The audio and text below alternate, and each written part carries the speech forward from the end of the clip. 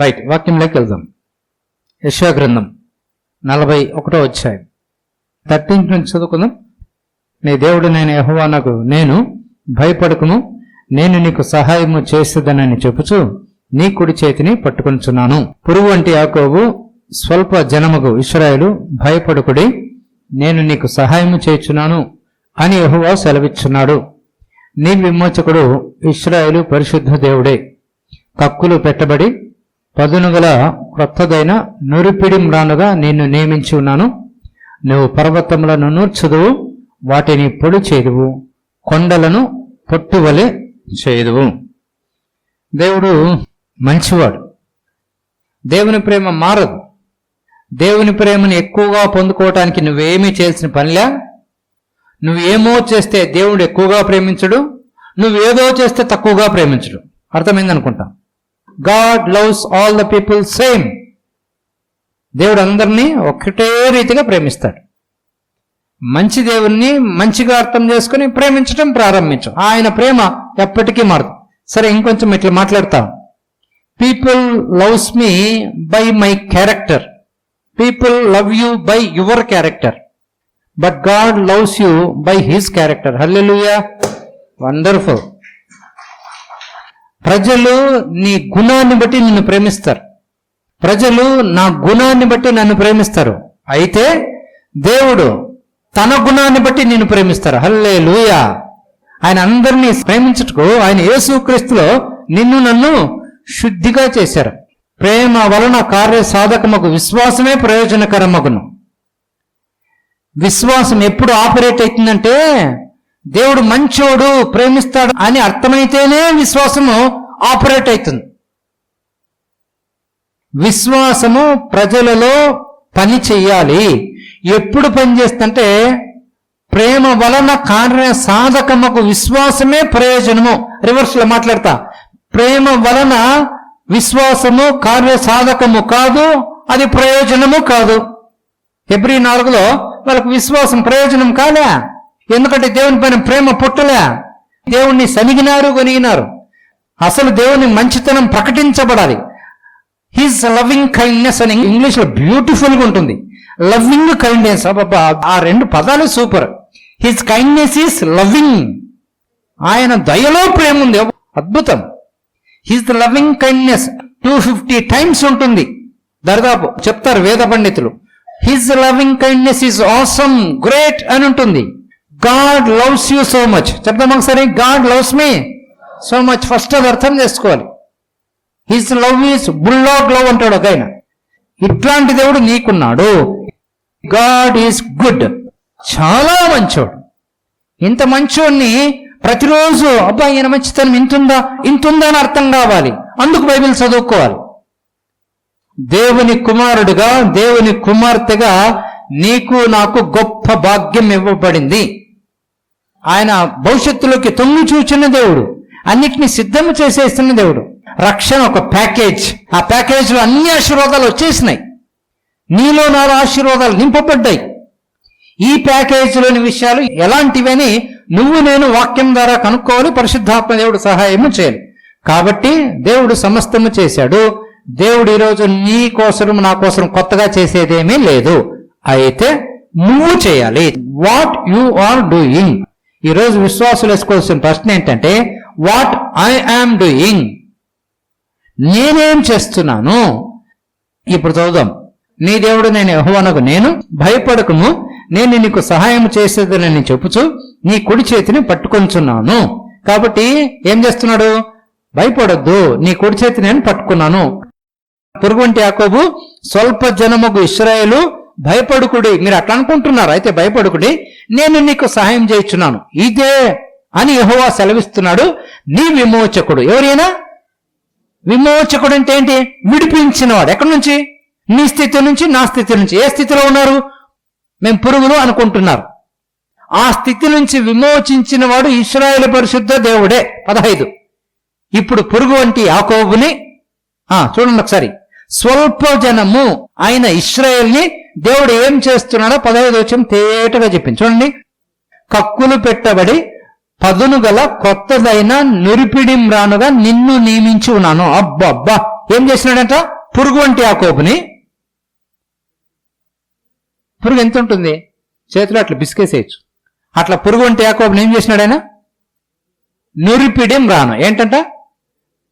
పెద్ద పెద్ద మానులని కట్ చేస్తుంది మిషన్, రంపము. అట్లాంటి రంపముగా నిన్ను చేసి ఉన్నాను అన్నాడు. అబ్బబ్బా, ఎందుకు రంపంగా చేసినాడు? చెట్లను రంపం ఎట్లయితే తెగ్గొడుతుందో, నువ్వు పర్వతము లాంటి సమస్యలను నువ్వే తెగగొట్టేస్తావు, తీసేస్తావు, నువ్వు సమస్యలను నాశనము చేస్తావు. ఇది దేవుడు మాట్లాడుతున్నది. దేవుడు సమస్యలను నాశనం చేస్తాడని ఇప్పటికే అనుకుంటున్నారు ప్రజలు. సారీ, పైనుండే దేవుడు నువ్వు నాశనము చేస్తావు, నీ చేతిలో ఉంది సమస్య పోయేది, మీరే మీ పనులను చేసుకోవాలి, లేకపోతే మీరే మీ సమస్యలను తొలగించుకోవాలి. పర్వతము లాంటి సమస్యలతో మాట్లాడండి. ఇప్పటికీ ప్రజలు ఏమనుకుంటున్నారంటే దేవుడు పర్వతాలు తీసేస్తాడు, దేవుడు కొండలు తీసేస్తాడు, దేవా ఈ కొండ తీసి పారేసేయి. అట్లాంటి ప్రశ్నలకి సమాధానాలు రావు. నేను చాలా ఏళ్ళు చేసినా రావు అట్లాంటి ప్రశ్నలకు సమాధానాలు. కొండలు తీసేది ఎవరు? దేవుడా నువ్వా? నువ్వు అంటున్నాడు దేవుడు. ఇంకా దేవుడు దేవుడు దేవుడు అని టైం పాస్ చేస్తుంటే టైం అంతా అయిపోతుంది, బతుకంతా అయిపోతుంది. నువ్వు పర్వతములను నూర్చదు, వాటిని పొడి చేయదు. అబ్బబ్బా, నువ్వు ఎంత శక్తిమంతుడు తెలుసా? నీ దృష్టికి నువ్వేమో పురుగు అనుకుంటా అంటే దేవుడు అంటాడు, అరే నువ్వు పర్వతాలు ఏం చేస్తావు? పొడి చేస్తావు. That is your power, that is your capacity. నేను నిన్ను అలాంటి వ్యక్తిగా చేస్తున్నాను, దయచేసి నువ్వెవరో గుర్తించు అని దేవుడు మాట్లాడుతున్నాడు. నెక్స్ట్, కొండలను పొట్టువలే చేయదు. అసలు ఏం భాష అంటే మానవునికి అర్థం కాని భాష ఇది. పర్వతాలు నూర్చుతాడంట, పర్వతాలని పొడి చేస్తాడంట, కొండలను పొట్టువలే చేస్తావు, నువ్వు వాటిని గాలించగా గాలి వాటి.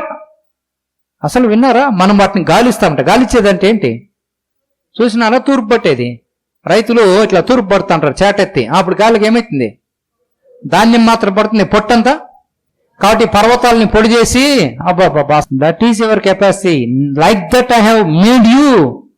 యేసు క్రీస్తు నందున నూతన సృష్టి అంటే నువ్వు తూర్పు పడతావు అని నువ్వు గుర్తించాలి. అది నీకు అర్థం కావాలి. దేవుడా నా కొండలు లేకుండా చెయ్యి, దేవుడా నా పర్వతాలని పొట్టువలే చెయ్యి. నో, దేవుడు అంటాడు యెషయా 41:15 అర్థం కాలేదా? ఈ వచనము రాసి ఎన్ని సంవత్సరాలు అయిపోయింది? దరిదాపు 3000 సంవత్సరాలైనా కొండ పర్వతం వస్తే ఏమంటున్నారు?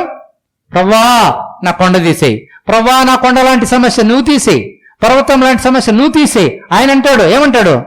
అయ్యో యెషయాలో ఎప్పుడో రాసి పెట్టినా, ఏం చేయి నువ్వు దాన్ని అర్థం చేసుకో. కాబట్టి పర్వతములను కొండలను ఎవరు తీసేసేది? రేపొద్దున ప్రాబ్లం వస్తే ఎవరిని అడగాలి? ఎవరిని అడగాల్సి ఇబ్బందిలే. నువ్వే పర్వతములను అడ్రస్ చేయాలి, నువ్వే కొండలను అడ్రస్ చేయాలి. You are the person who will address that mountain. God already told, we should understand what God is telling. దేవుడు ఏం చెప్తున్నాడు అర్థం కావాలి. 16, నువ్వు వాటిని గాలించగా గాలి వాటిని కొనిపోను, సుడిగాలి వాటిని చెదరగొట్టును, నువ్వు యెహోవాను బట్టి సంతోషిస్తావు. హల్లెలూయా. నువ్వు దేవుడు చేసిన కార్యాన్ని బట్టిగా సంతోషించేది.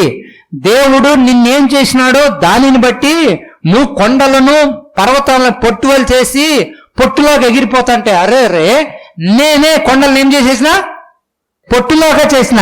నేనే పర్వతంలో ఏం చేసిన? పొట్టులాగా చేసిన. అబ్బా, నాతో పొట్టులాగా ఒక పర్వతంలో చేయించిన తండ్రి ఎంత మంచోడయ్యా అని స్తుతిస్తావు. ఇది దేవునికి వెళ్ళాల్సిన స్తుతి. God will not do. చెప్తామా? దేవుడు పనులు చేయడు. దేవుడు నీతో చేయమన్నాడు. స్పీక్ టు మౌంటైన్ అన్నాడు. ఎవడైనా ఈ కొండను చూచి ఎత్తబడి నువ్వు సముద్రంలో పడవేయబడమని చెప్పినడలని యేసుప్రభు చెప్పి 2000 సంవత్సరాలు అయిపోయాయి. నువ్వు కొండను చూచి ఎత్తి పడవేయబడని నువ్వు చెప్పాలి నోటితో. నీ నోటికి పని పెట్టక దేవుని నోటికి పని పెట్టే వ్యక్తులుగా ఉన్నాం. దేవుడు మాట్లాడడు, మాట్లాడేదంతా మాట్లాడేసినాడు. 66 గ్రంథాలు ముచ్చటగా ఉంది, అర్థం చెప్తాడు కానీ ఆయన మాట్లాడి నీ పనులు నీ పక్షాన చెయ్యడు. నీ పక్షాన నా పక్షాన ఉంటాడు, నీకు నేర్పిస్తాడు ఎట్లా చేయాలో. నువ్వే పర్వతములతో కొండలతో నువ్వు నేను మాట్లాడాలి. వ్యక్తిగత, కుటుంబ, ఆర్థిక, ఉద్యోగ ఏ సమస్య అయినా నువ్వు గాలించాలి. నీకు నువ్వు గాలించాలి, నాకు నేను గాలించాలి. దేవుడు చెయ్యడు. కాబట్టి దేవుడు ఎట్లా వాటిని గాలించాలో నేర్పిస్తున్నాడు. ఆయనేమో నువ్వు చేయమంటాడు, మనమేమో నువ్వు చూసుకో, నువ్వు చేసుకో. నువ్వు చెయ్యి, నీకు రక్షణ ఇచ్చినా, నీకు మైండ్ ఇచ్చినా, తన కుమారులుగా మనము ఎట్టి కార్యములు చేయగలమో దేవుడు పైనుండి నీ ద్వారా ఆ కార్యములు జరగగా చూడాలనుకుంటున్నాడు. నీ ద్వారా జరిగితే ఆయనకు సంతోషం, నీ ద్వారా ఆయనకు మహిమ కలగాలి, నువ్వు చెయ్యాలి అని నిన్ను ఈ లోకంలో పంపి రక్షణ దయచేసి, వాక్యము దయచేసి, సంఘము దయచేసి, బోధ దయచేస్తే ఇంకా దేవుడు చేస్తాడంటే అక్కడే దేవుణ్ణి సరిగా మనం అర్థం చేసుకోలేం. రైట్, నువ్వు సమస్యలను తీసేస్తావని మాట్లాడతాడా, నేను తీసేస్తానని మాట్లాడతాడా అని అర్థం చేసుకోవడానికి ఇంకొక బ్యూటిఫుల్ వర్స్, అద్భుతమైన వచనము జకర్యా గ్రంథం. నిజంగా నువ్వు చేస్తావా, నేను చేస్తానా అనేది అర్థం కావడానికి ఇంకొక వచనం. ఇట్లాంటి వచనాలు 100 ఉంటాయి. ఈ ఆలోచనతో నువ్వు చదివితే నీకు 100 వచనాలు కనబడతాయి. నువ్వు చేయాల్సింది నేను కాదు. ఆయన ఒకవేళ చేయాలనుకుంటే ఈ సెకండ్స్లో చేస్తాడు, చేయలేడా? మనం చేయాలి కాబట్టి సంవత్సరాలు ఇచ్చి వెయిట్ చేస్తున్నాడు. సంవత్సరాలు పోతానే ఉన్నాయి, విశ్వాసులకి విశ్వాసం రావడం లేదు, పనులు జరగడం లేదు, నో ప్రోగ్రెస్, నో అచీవ్మెంట్స్. అయితే విశ్వాసులకు అర్థం కావాలి, విశ్వాసులకు విశ్వాసం దేవుడిచ్చారు, ఆ విశ్వాసంతో గొప్ప కార్యాలు నువ్వు చేస్తావు. గొప్ప కార్యాలు చేస్తావు ఒకటి, నిన్ను గొప్పవాణిగా చేసి ఉన్నాడు. అందుకే నేను నిన్ను కక్కులు పెట్టబడి పదునైన క్రొత్తదైన నురిపిడిమ్రానుగా నిన్ను చేసి ఉన్నాను అన్న దేవుడు నువ్వు సమస్యలతో డీల్ చేయి అంటాడు. నువ్వేం డీల్ చేయాలి, నేను కాదు అని దేవుడు అంటాడు. ఇంకొక వచనం జకర్యా గ్రంథం 4వ అధ్యాయం. నేను ఒకసారి చాలాసార్లు ఈ మాటను చదివింటాము, కొత్తగా అర్థమవుతుంది ఈరోజు. 4th చాప్టర్ 6-7 వచనాలు. అప్పుడు అతడు నాతో ఇట్లా, నేను జెరుబ్బాబేలునకు ప్రత్యక్షమగు యెహోవా వాక్కు ఇదే. జెరుబ్బాబేలు అంటే ఒక వ్యక్తి, కృపా సత్యరాజ్ అనే ఆయన ఒక వ్యక్తి, జెరుబ్బాబేలు అనే ఆయన ఒక వ్యక్తి. ఆ వ్యక్తికి దేవుడు చెప్తున్న మాట, జెరుబ్బాబేలునకు ప్రత్యక్షమగు యెహోవా వాక్కు ఇదే, శక్తి చేతనైనను బలము చేతనైనను కాక నా ఆత్మ చేతనే ఇది జరుగునని సైన్యములకు యెహోవా సెలవిచ్చెను. ఓకే, ఇది చూస్తే ఏమంటాము, ఆ దేవుడు ఏమంటున్నాడు, ఓ కృపా సత్యరాజు, నా ఆత్మ చేతనే కార్యం జరుగుతుంది కాబట్టి నేను చేసుకుంటాను, ఆరాంగా ఉండు అని అర్థమైపోయి అప్పుడే. కాబట్టి జనాలందరూ ఆరాం. ఎట్లా? దేవుడు చెప్పలేదా ఏమని? శక్తి చేత కాదు, బలము చేత కాదు. ఎట్లా జరుగుతుందంట కార్యము? ఆత్మ చేతనే కార్యం జరుగుతుందంట. కాబట్టి నువ్వేం చేయి, చేతులు పెట్టుకొని కూర్చో అని అనుకున్నారు, నమ్మేసినారు. నెక్స్ట్ ఇమ్మీడియట్ వర్డ్స్ చదువుదాం ఇప్పుడు. గొప్ప పర్వతమా, జెరుబ్బాబేలును అడ్డగించడం నువ్వే మాత్రం దానము, నువ్వు చదును భూమి అగుదువు. ఓకే, ఏం మాట్లాడుతున్నాడో కొంచెం విందాం. ఎందుకు వచ్చినామంటే వచ్చినానికి దేవుడే కార్యాలు చేస్తాడు అని అనుకుంటున్నాం. కాదు, ఎవరు చేస్తారు కార్యాలు? నువ్వే. ఈ వచనం ఏం చెప్తుంటే శక్తి చేత కాదు, బలము చేత కాదు, నా ఆత్మ చేతనే కార్యము జరుగును అని ఎవరు చెప్పారు? కాబట్టి కార్యాలు ఎట్లా జరుగుతాయి? దేవుని ఆత్మ నీ చేత నా చేత కాదు అన్నాడు. మీరు అర్థం చేసుకోవాలి, నా ఆత్మనిచ్చాను కాబట్టి, మీరు పవర్ఫుల్ కాబట్టి, మీరు చేస్తారు కాబట్టి, మీకు ఇంకా అర్థం కాలేదు కాబట్టి, మీరెవరంటే కక్కులు పెట్టబడి పదునైన క్రొత్తదైన నురిపిడిమ్రాను, మంచి కటింగ్ మిషన్ గా చేసేసినాను, పవర్ఫుల్ మిషన్ గా చేసేసినాను. మీరు సమస్యలను కోసేస్తారు, మీరు సమస్యలను తొలగిస్తారు, మీరు సమస్యలు అడ్రస్ లేకుండా చేస్తారు. ఎందుకు చేస్తారంటే నా ఆత్మను మీకు ఇచ్చున్నాను కాబట్టి మీరు చేస్తారు. రైట్, ఇట్లా మాట్లాడతా. ఆయన ఆత్మను మనకిచ్చి ఆయన చేసేదైతే ఆయన ఆత్మను మనకెందుకు ఇవ్వాలా? అర్థమైందా? హలో, ఆయనే చేసే పాట అయితే ఆయన ఆత్మ మనకెందుకు ఇవ్వాలా? అర్థమైందా? హలో, ఆయనే పనులు చేసే పాట అయితే ఆయనే చేసుకుంటాడు ఆరాంగా. నువ్వు నిన్ను చేతులు కట్టుకుని ఉంటే హ్యాపీ కాదు. ఆయన ఆత్మ ఇచ్చారు, నువ్వు చేయాలి కాబట్టి, నువ్వు మాట్లాడాలి కాబట్టి, నువ్వు నమ్మాలి కాబట్టి, నువ్వు ప్రార్థన చేయాలి కాబట్టి, నువ్వే సమస్యలను డీల్ చేసేది కాబట్టి ఇప్పుడు మాట్లాడుతున్నాడు. అసలు మన మైండ్స్ పగిలిపోయే మాట. నెక్స్ట్ మాట ఏంటంటే, గొప్ప పర్వతమా, జెరుబ్బాబేలును అడ్డగించుటకు నువ్వు ఏమాత్రపు దానవు? గొప్ప పర్వతం ఉంది, గొప్ప సమస్య ఉంది, గొప్ప సమస్యతో దేవుడు మాట్లాడుతున్నాడు. ఏమని? గొప్ప సమస్యతో దేవుడు మాట్లాడుతున్నాడు. ఏమని? ఏ గొప్ప సమస్య? Who are you before Zerubbabel? ఎవరనుకున్నావు అక్కడ? My hero, hallelujah, my man, నా సర్వెంట్, నా జెరుబ్బాబెల్ ముందు నువ్వెంత? God is telling, a mountain, who are you before my son? ఇట్లా చెప్తాం, a problem, what are you? He will kick you. Already he has to do, he left you. దేవుడు గొప్ప ప్రాబ్లంతో మాట్లాడుతున్నాడు. ఏమని? ఏ గొప్ప పర్వతమా, నా ముందర ఏమి కుప్పగంతులేస్తావా అని దేవుడు అనట్లా, నా ముందర అనట్లా. ఏమంటున్నాడు? మావోని ముందర. హల్లెలూయా, బా బా బా బా. మావోని ముందర నువ్వు డాన్సులు వేస్తావా? నువ్వు చదువులైపోతావు, పీసులైపోతావు. జాగ్రత్త, అడ్రస్ లేకుండా పోతావు. ఐఎమ్ టెల్లింగ్ యూ పర్వతమా, రిమెంబర్ దిస్. నువ్వు పోయేది గ్యారంటీ. కొంచెం తెలియదు.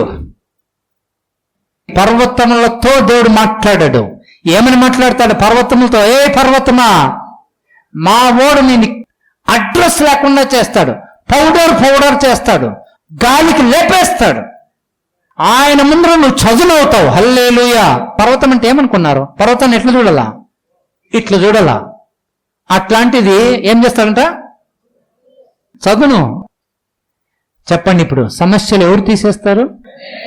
నీ ముందర పర్వతాలను ఏమైతే? చదును. Mountain become plain. హల్లెలూయా. పర్వతములను పీఠభూములను చేసేది ఎవరు? పర్వతం లాంటి సమస్యలు, కొండ లాంటి సమస్యలు, పెద్ద సమస్యలు. నువ్వు ఏమనుకుంటున్నావు? అబ్బా అయిపోయింది నా బతుకు అనుకున్నావే, వాటన్నిటిని అడ్రస్ లేకుండా చేస్తావని దేవుడు మాట్లాడుతున్నాడు. కాబట్టి God is speaking to you personally. జకర్యా గ్రంథం 4వ అధ్యాయము, శక్తి చేతనైనను బలము చేతనైనను కాక నా ఆత్మ చేతనే ఇది జరుగునని సైన్యంలో అధిపతి యెహోవా సెలవిచ్చెను. కాబట్టి మనోళ్ళు ఏమనుకున్నారు? దేవుని ఆత్మ చేస్తాడని. సారీ, దేవుని ఆత్మ కలిగిన జెరుబ్బాబెల్ చేస్తాడు. ఎవరు ఈ జెరుబ్బాబెల్? అర్థం కావాలి. అసలు జెరుబ్బాబెల్తో ఎందుకు మాట్లాడుతున్నాడు అర్థం కావాలి. జెరుబ్బాబెలు అనే వ్యక్తి ఒక నాయకుడు. ఇశ్రాయేలు ప్రజల్ని బబులోను దేశస్తులు పట్టుకొని పోతారు. చరిత్ర చెప్తున్నాను, ఇది దినవృత్తాంతాల గ్రంథంలో ఉంటుంది. ఇశ్రాయేలు ప్రజల్ని బబులోను దేశస్తులు పట్టుకొని పోతారు. ఈ పట్టుకొని పోయిన తర్వాత వాళ్ళని విడిపించుకొని రావాలి మళ్ళా సొంత దేశానికి. అప్పుడు వాళ్ళని తీసుకొచ్చే నాయకుడు జెరుబ్బాబెలు. ఈయన వాళ్ళని తీసుకొని రావాలి, వచ్చి మరలా ఇక్కడ పడగొట్టబడిన మందిరము కట్టాలి. బబులోను దేశస్తులు ఇశ్రాయేల్ దేశం మీదకి వచ్చి మందిరాన్ని పడగొట్టి అందరినీ పట్టుకొని పోయినారు. అక్కడ పట్టుకొని పోయిన తర్వాత వాళ్ళని ఏం చేయాలి? జెరుబ్బాబెలు తీసుకుని రావాలి, మళ్ళీ ఇక్కడ ఏం చేయాలి?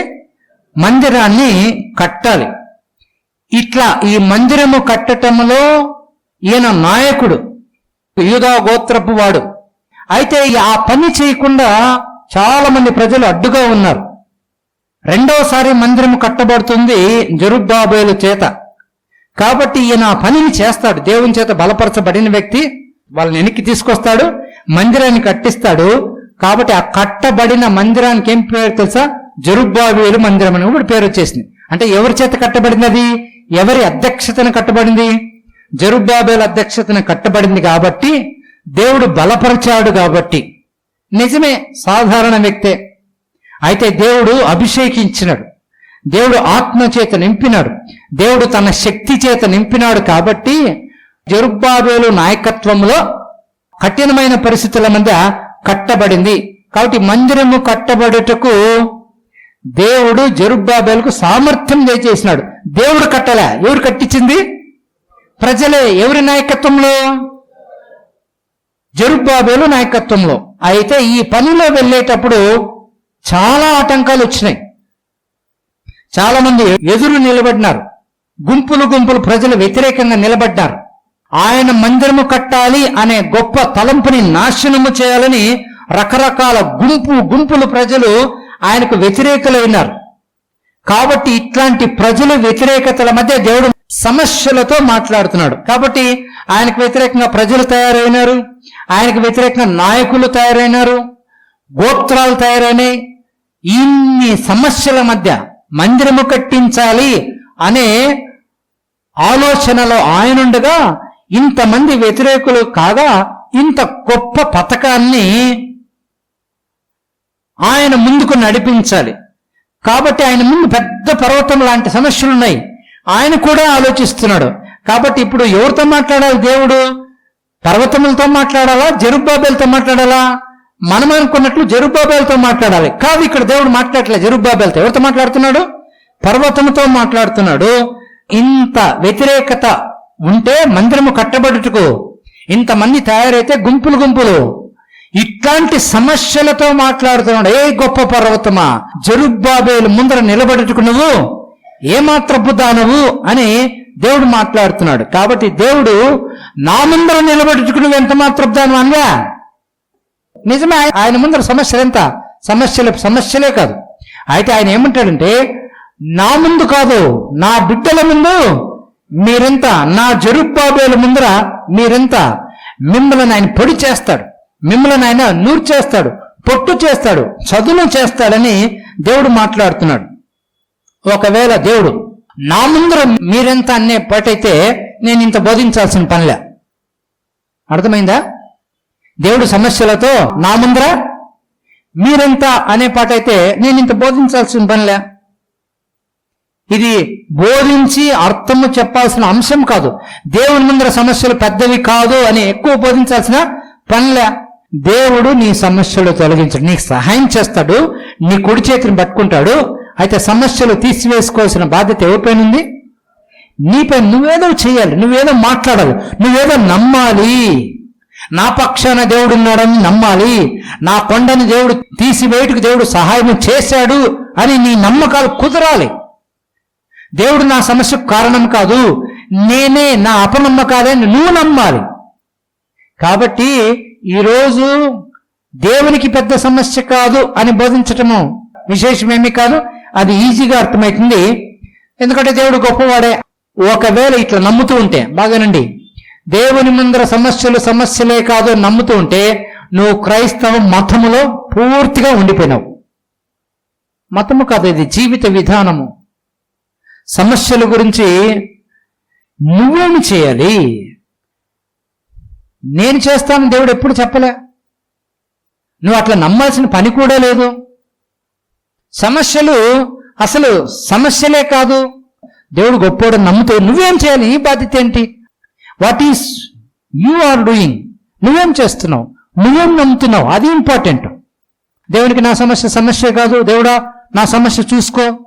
అట్లా ఒకవేళ నువ్వు చేస్తూ ఉంటే ఇంకా క్రైస్తవ మతములో మత ఆచారాల్లో కూరుకుపోయినావు అని నీకు నీవు నాకు నేను అర్థం చేసుకోవాలి. సమస్యలు ఎవరికి సమస్యలు కాదు అని చెప్తున్నాడు దేవుడు? నీకు కాదు, నువ్వు అర్థం చేసుకో. నువ్వు సమస్యలను ఏం చేస్తావు?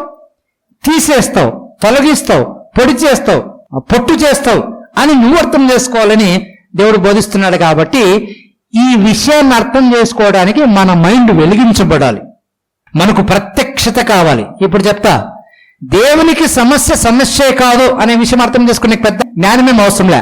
అయితే నాకు సమస్య కాదు అర్థం చేసుకోవడానికి చాలా జ్ఞానం కావాలా. నేను చాలా బోధించాలా, సంవత్సరాలు కూడా బోధించాలి కొన్నిసార్లు. కాబట్టి సంఘంలో ఏం బోధించబడాలి? సమస్యలు దేవుడు తీసేస్తాడు కాదు, సమస్యలు నువ్వు తీసేస్తావు, నీ చేతుల్లో సమస్యలు ఉన్నాయి అని బోధించాలి.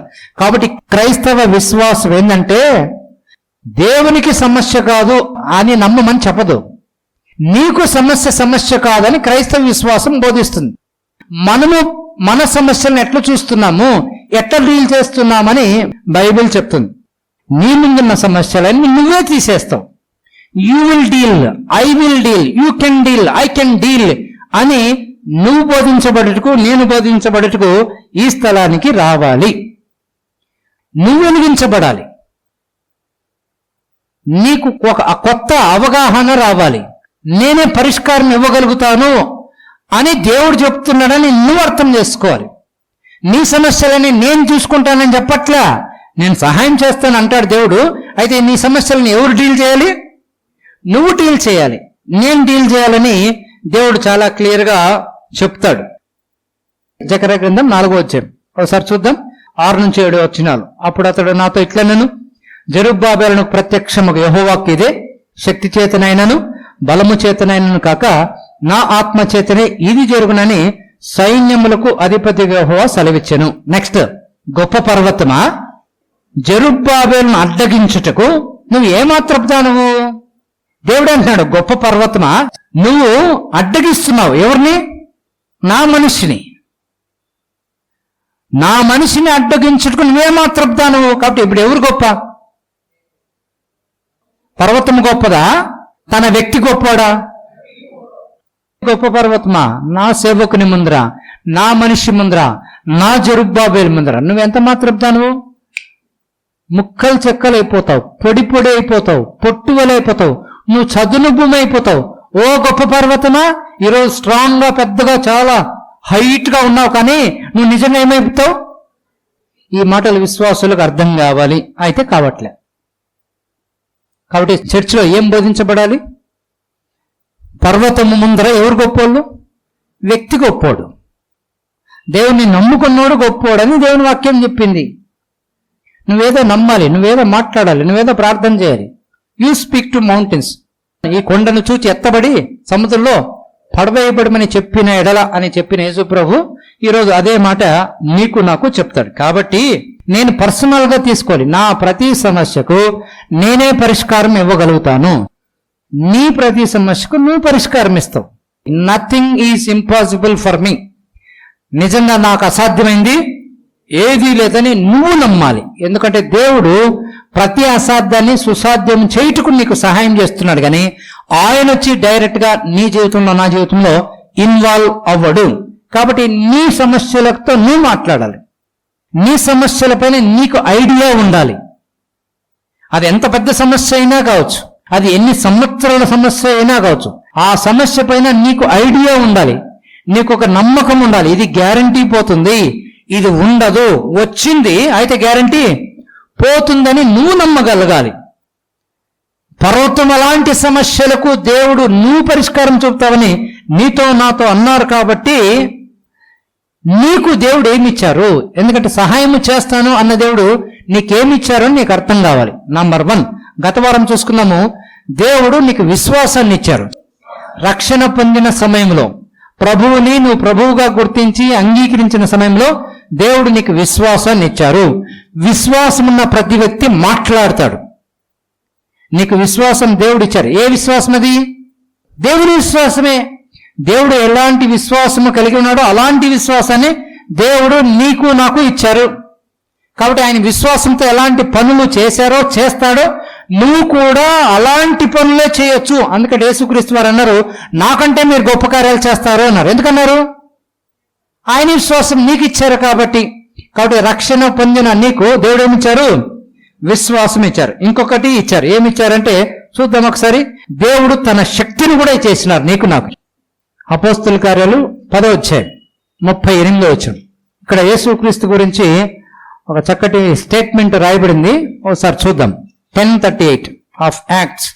నీ సమస్యలకు నువ్వే కారణం, నువ్వే తొలగించాలి అని బైబిల్ చాలా క్లియర్ గా చెప్తుంది. కాబట్టి అర్థం చేసుకుందాం. 10:38 చూద్దామా. అదేమనగా దేవుడు నజరేయుడైన యేసును పరిశుద్ధాత్మతోను శక్తితోనూ అభిషేకించను అనున్నది. ఏంటంట? దేవుడు నజరేయుడైన యేసును పరిశుద్ధాత్మతోను శక్తితోనూ అభిషేకించారు అనున్నది. దేవుడు ఆయనకు తోడై ఉండను గనక ఆయన మేలు చేయొచ్చు, అపవాది చేత పీడింపబడిన వారందరినీ స్వస్థపరచు సంచరించుతూ ఉండెను. రైట్. యేసుక్రీస్తు గురించి ఇక్కడ రాయబడిన మాట ఏం మాట్లాడుతున్నాడంటే, ఇక్కడ చాలా క్లియర్ గా ఒక అంశం అర్థం చేసుకోవాలి. ఇంచేపు జెరుబ్బాబెలుతో అన్నాడు, నీ ముందర పర్వతముగా ఉండదు, ఏమైతున్నది? చదునైపోతుంది. రైట్. అయితే నీ సొంత శక్తిపైన ఆధారపడదు. ఏ శక్తిపైన ఆధారపడాలి? దేవుని ఆత్మపైన ఆధారపడాలి. దేవుని ఆత్మ పైన ఆధారపడాలి అనటానికి ఈ వచనం మనకు సహకరిస్తుంది కాబట్టి ఇక్కడికి వచ్చినాం. చూడండి ఒకసారి, యేసుక్రీస్తు వారు 2000 సంవత్సరాల కిందట ఈ భూలోకానికి వచ్చారు. చాలా అద్భుత కార్యాలు చేసినారు. 33.5 సంవత్సరాలు జీవించినారు. 30 సంవత్సరాలు ఆయన ఇంట్లో ఉన్నారు. 3.5 సంవత్సరాలు ఆయన పరిచర్య చేసినారు. ఆ పరిచర్యలో చాలా అద్భుత కార్యాలు చేసినారు. ఎట్లా చేసినారంట? క్లూ ఉంది ఇక్కడ, చూడండి ఒకసారి. అదేదనగా దేవుడు నజరేయుడైన యేసును పరిశుద్ధాత్మతోనూ శక్తితోనూ అభిషేకించారు. రైట్. యేసుక్రీస్తు వారిని ఇక్కడ ఈ వచనం చాలా క్లియర్ గా ఏం చెప్తారంటే నజరేయుడు ఏంటంట?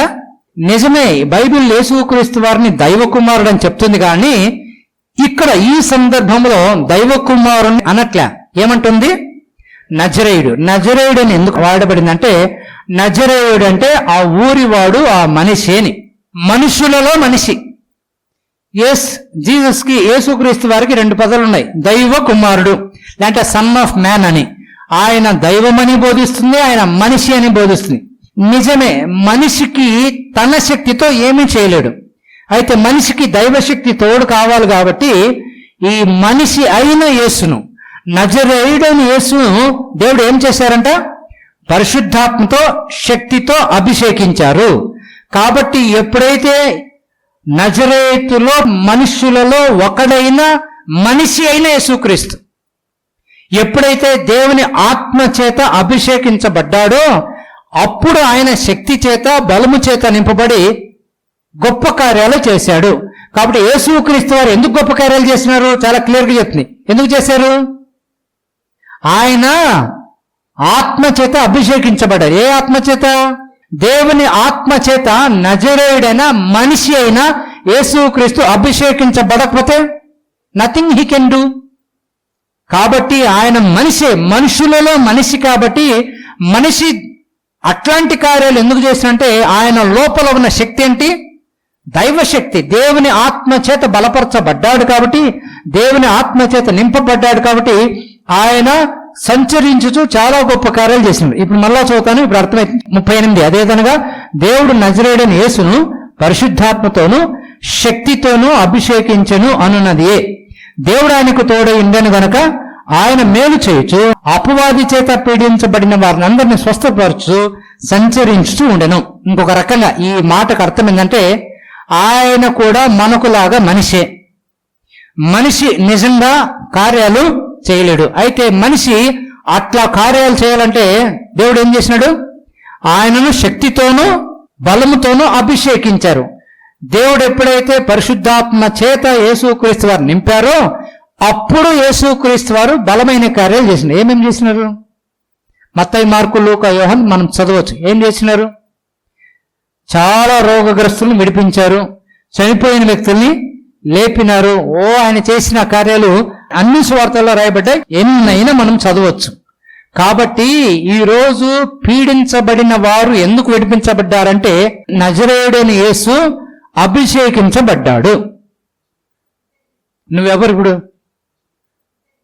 దేవుడి నమ్ముకున్న వ్యక్తి. దేవుడు నమ్ముకున్నప్పుడు ఎవరు వచ్చినారు లోపలికి? యేసుప్రభు వచ్చినారు. యేసుప్రభుతో పాటు ఎవరు వచ్చినారు? పరిశుద్ధాత్మ దేవుడు వచ్చినారు. కాబట్టి ఆత్మతో అభిషేకించబడ్డావు. రక్షణ పొందిన వ్యక్తులందరూ ఆత్మచేత అభిషేకించబడ్డారు. కాబట్టి అభిషేకించబడిన వ్యక్తి నువ్వేం చేయొచ్చు? యేసుక్రీస్తులాగే నువ్వు ఏమైనా చేయొచ్చు. అది నీకు అర్థం కావాలి, నాకు అర్థం కావాలి. గొప్ప పర్వతమ జెరుబ్బాబెలు ముందర నువ్వెంత అన్నాడు. కాబట్టి ఈరోజు నీ ముందు నా ముందు సమస్యలే కాదు, గొప్ప పర్వతం లాంటి సమస్యలు ఏమైతే సదును భూమి అయిపోతాయి. ఎందుకు అయిపోతాయంటే దేవుడు నీకు విశ్వాసాన్ని ఇచ్చారు, ఆత్మనిచ్చారు. ఇక్కడ అనే మాట డైనమైట్ అనే పదంలో నుంచి వచ్చింది. ఇక్కడ డినామిస్ అనే పదం వాడబడింది గ్రీక్ లో. యేసుక్రీస్తు వారు అంతా పని చేసేసి సెలవుకారం అయిపోయింది, సమాజం నుంచి బయటకు వచ్చినాడు, 40 రోజులు వాళ్ళతో తిరిగినాడు. 40 రోజుల తర్వాత ఇంకా ఆకాశానికి వెళ్ళిపోతున్నాడు. అప్పుడు ఆయన చెప్పిన మాట శిష్యులతో, అక్కడ ఉన్న వాళ్ళతో, మీరు యెరూషలేము నుంచి వెళ్లకుండా పైనుండి ఆత్మను పొందే వరకు ఉండి ప్రార్థన చేయండి అన్నారు. కాబట్టి యేసుక్రీస్తు వారు పైకి వెళ్ళిపోతానని వెళ్ళిపోయి ఏం చేసినారు? ప్రార్థన చేసినారు. ఏం ప్రార్థన చేసినారు? పైనుండి శక్తి పొందే వరకు. ఈ అపోస్తల కార్యాలు మీరు ఇంటికి వెళ్ళి చదువుకోవచ్చు. కాబట్టి యేసుక్రీస్తు వారు 40 రోజున వెళ్ళిపోతే 10 రోజుల తర్వాత పెంటెకోస్ట్ అంటే 50th డే 50వ రోజు ఆత్మ పరలోకం నుంచి కుమ్మరించబడ్డాడు. ఆ రోజు భూలోకంలోకి పరిశుద్ధాత్మ దేవుడు ప్రవేశం చేశారు. కాబట్టి వాళ్ళు కొత్త భాషలు మాట్లాడినారు, ప్రజలందరూ వచ్చినారు, ఏమి కొత్త భాషలు మాట్లాడుతూనే ఉన్నారని అనుకున్నారు.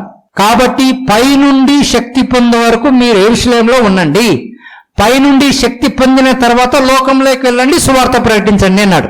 కాబట్టి పైనుండి శక్తి ఎప్పుడు వచ్చింది? ఆత్మదేవుడు వచ్చినప్పుడు. ఎన్నో రోజు వచ్చిన ఆత్మదేవుడు పైనుంచి?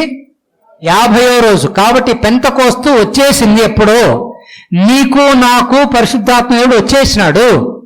ఈరోజు నువ్వు నేను దేవుని ఆత్మని కలిగి ఉన్నాము, శక్తిమంతులము, మనం ముందుకి వెళ్ళిపోవచ్చు, ఏమైనా చేయొచ్చు. కాబట్టి ఈరోజు దేవుడు మంచోడు, చేయాల్సిందంతా చేసేసినాడు. ఏమేం చేసినారు? రక్షించినారు, విశ్వాసాన్ని ఇచ్చినారు. ఎట్లాంటి విశ్వాసం? ఆయన విశ్వాసమే. రెండవది శక్తిని ఇచ్చినారు. ఎట్లాంటి శక్తి?